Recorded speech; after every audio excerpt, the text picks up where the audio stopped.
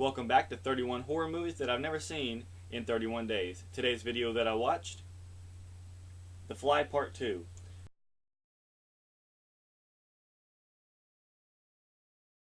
This is a direct sequel to the David Cronenberg remake called The Fly.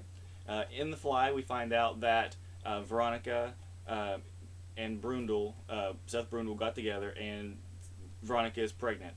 Well, in this film, it starts off with Veronica having her baby.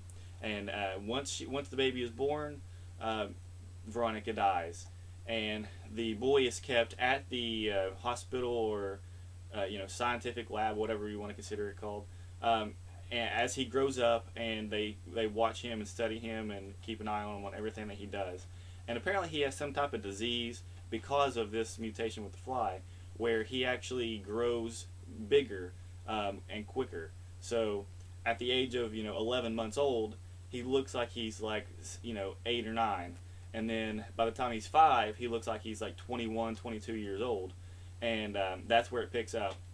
It just shows you a brief moment of him as a young kid, walking around still learning things and being smarter than anyone in the science lab at the age of like 11 months, and then it cuts quickly to when he's 5 years old, and Martin, his name's Martin, and he is also just as smart as his dad was, who created the telepods in the first film, Seth Brundle, and he is given the job to study these telepods and try to make them work because he has the same knowledge that his father did.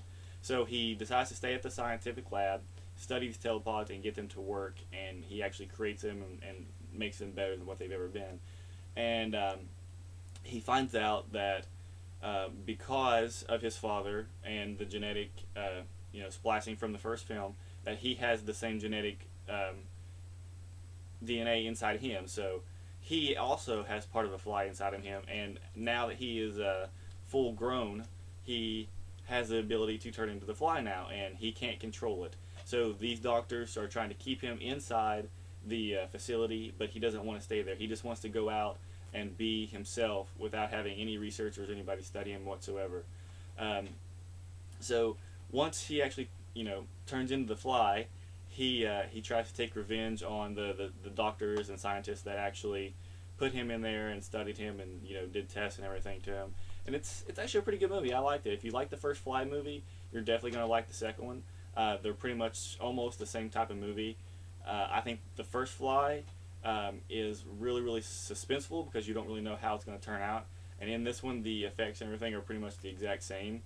There's a little cheesy effects throughout this one with the dog and one of the scientists, the way they turn out. But other than that, it's still just like the first Fly film. So yeah, if you like the first Fly, you'll definitely like the second one. This one is a little bit slower, and it takes about an hour for it to actually pick up and get started. There's one thing that I was confused about in this film. Martin, who is only supposed to be 5 years old, because he ages rapidly, and he just had his 5th birthday, and then a few nights later he hooks up with this woman at the scientific lab, and they become friends, and then they become more than friends, and they actually get caught sleeping together. But the thing is he's only supposed to be 5 years old. I don't get where they were going with that, because that doesn't make any sense if if he's 5 years old. But I'm not going to go into that. But still, it was really weird and confusing. It was odd. But yeah, that's The Fly 2. If you like the first one, definitely check out this one. You might enjoy it.